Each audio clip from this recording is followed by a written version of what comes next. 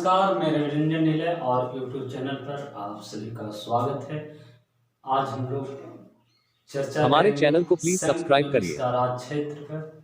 इसके पहले हम लोगों ने संविधान की प्रक्रिया, संविधान की विशेषताएं और संविधान की प्रस्तावना पे चर्चा कर चुके हैं। तो चलिए हम लोग आज शुरू करते हैं। संघ एवं इसका क्षेत्र। अनुच्छेद 1 यह बतलाता है कि इंडिया यानी भारत जो है क्या है, तो राज्यों का संघ है।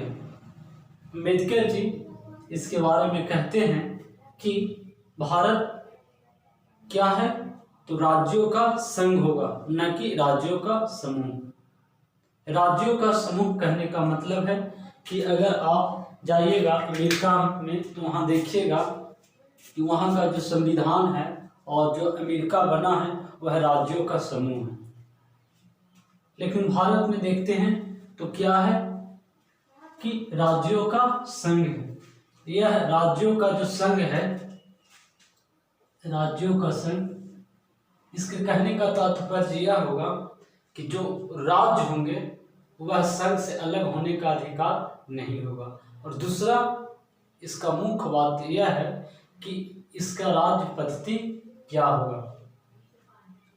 इस पे बहुत गहन विचार विमर्श किया गया और जो नामकरण किया गया संविधान में भारत का, जिसे हम भारत कह रहे हैं या इंडिया कह सकते हैं, इसके बारे में बहुत गहन विचार विमर्श हुआ संविधान सभा में।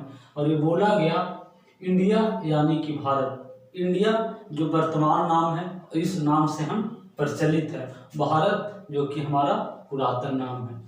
इस नाम को लेकर भी और हमारा देश कैसा होगा, तो राज्यों का संघ होगा। अगर एग्जाम में आता है कि भारत क्या है, राज्यों का संघ है या राज्यों का समूह है, तो आपको टिक आउट करना होगा भारत राज्यों का संघ होगा। किस अनुच्छेद के अनुसार, तो अनुच्छेद 1 के अनुसार। इसी में यह बतलाया गया है कि भारतीय क्षेत्र को 3 श्रेणियों में बांटा गया। पहला राज्यों का क्षेत्र, दूसरा संघ का क्षेत्र और तीसरा अधिगृहित क्षेत्र। राज्यों का क्षेत्र ऐसा क्यों बंटवारा किया गया, तो ये शक्तियों का बंटवारा किया गया। पावर ऑफ डिसेंट्रलाइजेशन, शक्ति का विकेंद्रीकरण किया गया। किस लिए? प्रशासनिक सुविधा को बनाए रखने के लिए। इतने बड़ा भूराजनीतिक क्षेत्र में कैसे देश को चलाया जा सकता है, इसके लिए प्रशासनिक सुविधा को देखते हुए क्या किया गया, तो इसको राज्यों के क्षेत्र में बंटवारा किया गया। और फिर प्रशासनिक सुविधा के अनुसार दूसरा संघ का क्षेत्र और अधिगृहित क्षेत्र। यहाँ पे राज्यों का जो क्षेत्र है, यह वह क्षेत्र है जो भारत स्वतंत्रता अधिनियम जो बना था 1947 के उपरांत, जो ब्रिटिश भारत थे उस समय, उसके अनुसार जो क्षेत्र आए वो राज्यों का क्षेत्र कहना है। संघ का क्षेत्र हुआ जो केंद्र सरकार के द्वारा उस पर क्या किया जाता है, प्रशासन किया जाता है। और वह एक पूर्णतः राज नहीं होके एक केंद्र के द्वारा उसका प्रशासन को चलाया जाता है।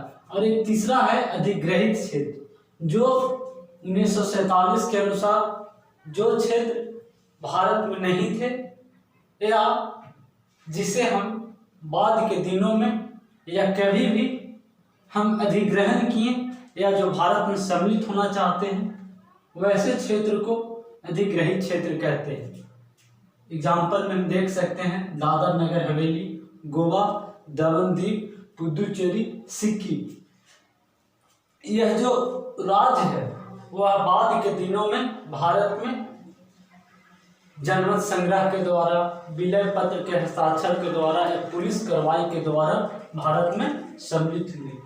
संघ का क्षेत्र एवं अधिग्रहित क्षेत्र किनके द्वारा प्रशासन किया जाएगा, तो केंद्र सरकार के द्वारा। आगे है अनुच्छेद 2 कहता है कि संसद विधि द्वारा ऐसे निबंधनों और शर्तों पर जो ठीक समझे संघ में नए राज्यों का प्रवेश या उनकी स्थापना कर सकेगी। कहने का मतलब यह हुआ कि कोई भी ऐसा क्षेत्र जो कि भारत में सम्मिलित होना चाहते हैं वह भारत में सम्मिलित हो सकते हैं, राज्यों का प्रवेश और उनकी स्थापना कर सकेगी। लेकिन यह कौन करेगी? यह अधिकार किसको होगा? तो यह अधिकार संसद को होगा, पार्लियामेंट को होगा। और कैसे? तो कानून के द्वारा, विधि के द्वारा किया जाएगा। राज्यों का प्रवेश, नए राज्यों का, और उनकी स्थापना, इसमें दो बातों को बतलाया गया। पहला ये है और दूसरा ये। पहला बतलाया गया है कि नए राज्यों को भारत के संघ में शामिल करें, मतलब कि